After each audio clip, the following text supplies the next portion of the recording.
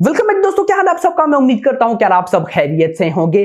तो गाइस आज की वीडियो बहुत ही ज्यादा इंपॉर्टेंट होने वाली है, क्योंकि गाइस एक बहुत ही इंपॉर्टेंट टॉपिक पे हम लोग बात करने वाले हैं। और वो टॉपिक ये है कि भाई डंकी प्लस सालार इन दोनों मूवीज का ऑफिशियल बजट कितना है।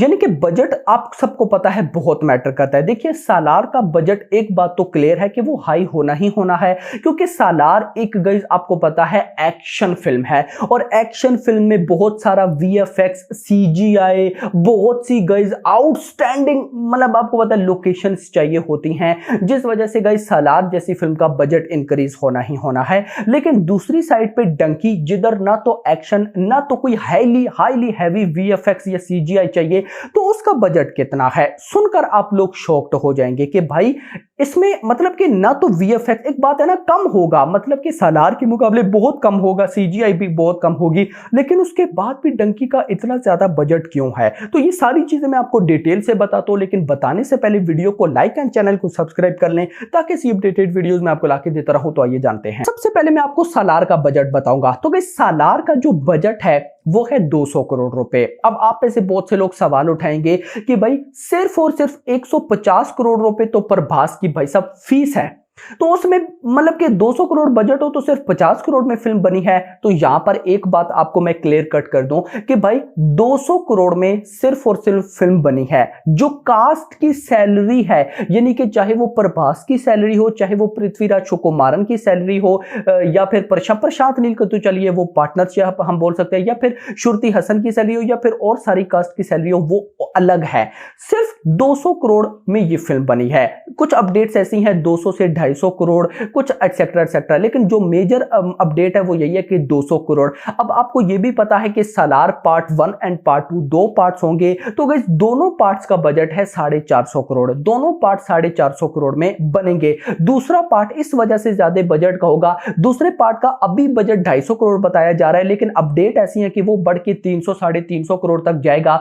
उसकी रीजन क्योंकि उस सारे की शूटिंग इंडिया नहीं बल्कि ओवरसीज कंट्रीज में होगी। आपको पता है ना ओवरसीज कंट्रीज क्यों है, ऑफ कोर्स सब पता चलेगा एक दफा सालार आने दो। सालार की ऑलमोस्ट 90% शूटिंग इंडिया में हुई है, 10% शूटिंग ओवरसीज में हुई है। लेकिन सालार पार्ट 2 की ऑलमोस्ट 90% शूटिंग ओवरसीज में, यानी कि मिडल ईस्ट, यूरोप वगैरह में होगी। ये मैं अपने वर्ड्स नहीं बता रहा, प्रशांत नील ने एक इंटरव्यू में बताया था 90% शूटिंग ओवरसीज में एंड 10% इंडिया में होगी। खैर दोस्तों वो सारा एक डिफरेंट टॉपिक है। सो न्यूज ये थी कि भाई 200 करोड़ में जस्ट ये फिल्म बनी है, बाकी कास्ट की सैलरी अलग है। तो खुद सोच ले कि 200 करोड़ में, यानी कि प्रशांत नील वो बंदा है जिसने 100 करोड़ में केजीएफ चैप्टर 2 को क्या से क्या बना दिया था। एक अच्छे वीएफएक्स, एक अच्छी कलर ग्रेडिंग, सब कुछ देखने को मिले थे। लेकिन भाई साहब अभी सालार तो केजीएफ चैप्टर 2 के बजट से डबल बजट में बन रही है, यानी कि 200 करोड़ में। तो क्या कमाल बनाया होगा, आउटस्टैंडिंग, मतलब कि बेसब्री के साथ वेट है। वो तो टीजर में हमने कलर ग्रेडिंग देख के ही, मतलब देखिए एक होते हैं लल्लू, मैं उनको लल्लू बोलता हूं, जिनको कलर ग्रेडिंग से कोई लेना देना नहीं होता। एक होते हैं मेरे जैसे जिनको कलर ग्रेडिंग से बहुत लेना देना होता है। मैंने जब टीजर देखा तो मैं टीजर देखते साथ ही समझ गया था कि सालार के मेकर्स ने कलर ग्रेडिंग पे बहुत मेहनत की है। वो विजुअल्स भाई साहब वो आउटस्टैंडिंग होने वाले हैं।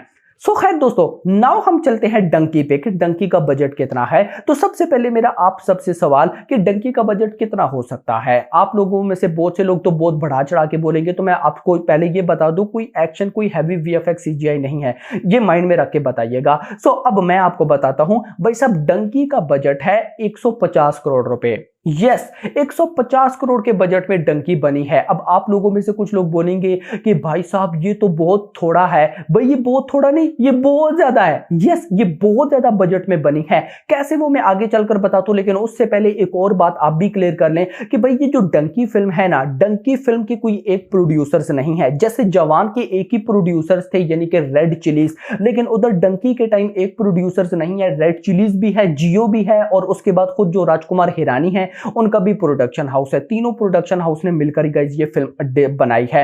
अब गाइस सीन ये है कि इसमें भी, यानी कि जैसे जवान के टाइम शाहरुख खान ने कोई फीस नहीं ली क्योंकि उनकी अपनी फिल्म थी, सेम डंकी के टाइम में उन्होंने कोई फीस नहीं ली है। उनका शेयर होगा आप सबको पता ही है, जैसे पठान के टाइम भी उनका शेयर था, क्योंकि ये जितने भी बड़े एक्टर्स होते हैं इनकी प्रॉपर सैलरी नहीं होती, इनका शेयर ही होता है एटसेट्रा। खैर दोस्तों 160 करोड़ के बजट में ये फिल्म बनी है। नाउ मैं आपको बताऊं ये फिल्म जस्ट 60 करोड़ के बजट में बन सकती थी, लेकिन 160 करोड़ के बजट में क्यों बनी है, अब उसकी मैं आपको रीजन बताता हूं। लास्ट डेज में गाइस डंकी की कुछ पिक्चर्स लीक्ड हुई हैं या लीक्ड करवाई गई हैं ये नहीं पता, लेकिन मैं उनको बोलूंगा लीक्ड हुई हैं। 4 पिक्चर्स हैं जिनमें 2 तो शाहरुख खान की हैं, एक में शाहरुख खान तापसी पन्नू के साथ हैं, एक तापसी पन्नू के साथ एक। मैं आपको यहां पर एक और चीज बता दूं भाई साहब, ये जो डंकी फिल्म होने वाली है ये लव पर बेस होने वाली है। अब मे बी लव पर ये लोग कैसे बेस कराते हैं वो देखना इंपॉर्टेंट होगा, यानी कि आपको शाहरुख खान एंड तापसी पन्नू की लव स्टोरी देखने को मिलने वाली है। खैर दोस्तों, एक पिक्चर थी शाहरुख एंड तापसी पन्नू की, एक सिर्फ शाहरुख खान की थी। अब जो बाकी 2 है ना, वो बताती हैं इस फिल्म का स्केल।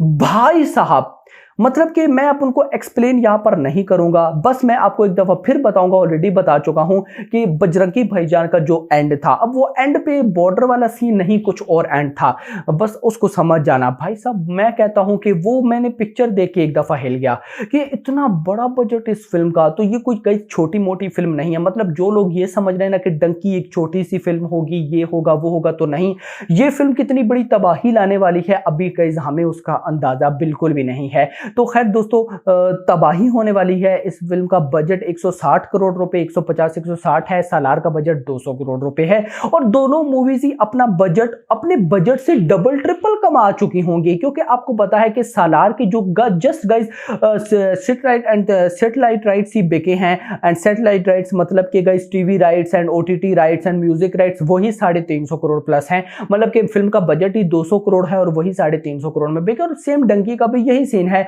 डंकी के भी राइट्स गाइस जो सिर्फ सैटेलाइट राइट्स होंगे, डिजिटल राइट्स होंगे, वही गाइस ऑलमोस्ट 200 करोड़ प्लस जाने वाले हैं या 300 करोड़ प्लस। तो ये बहुत बड़ी गाइस एक तबाही आने वाली है बॉक्स ऑफिस पे, जो कि आज से पहले नहीं आई। सो देखते हैं कि इस बार क्या होगा। बाकी गाइस मुझे अच्छी तरह से पता है आप में से बहुत से भाई लोग दोस्त डेली सालार को लेकर अपडेट्स मांग रहे हैं, डंकी को लेकर अपडेट्स मांग रहे हैं, लेकिन मैं पर्सनली बताऊंगा फिलहाल मार्केट में इन दोनों को लेकर कोई भी अपडेट नहीं है। अपडेट्स वही पुरानी चल रही हैं कि भाई साहब सालार का ट्रेलर हमें मैनी यानी कि 99% चांसेस है कि 23 अक्टूबर को देखने को मिलेगा। यानी कि सालार के 2 ट्रेलर हैं, जिनमें से एक ट्रेलर प्रभास की बर्थडे 23 अक्टूबर को आएगा। ये बेसिकली ट्रेलर टीजर जो आप बोल सकते हो, इतनी बड़ी इसकी ड्यूरेशन नहीं होगी, यानी कि 2 मिनट में भी हो जाए, लेकिन उसकी भी चांसेस कम ही हैं। और दूसरी साइड पे गाइस डंकी का भी जगह जो फर्स्ट मटेरियल मैं बोल सकता हूं, यानी कि टीजर, वो भी शाहरुख खान की बर्थडे यानी कि 2 नवंबर आएगा। देखना कोइंसिडेंस, देखो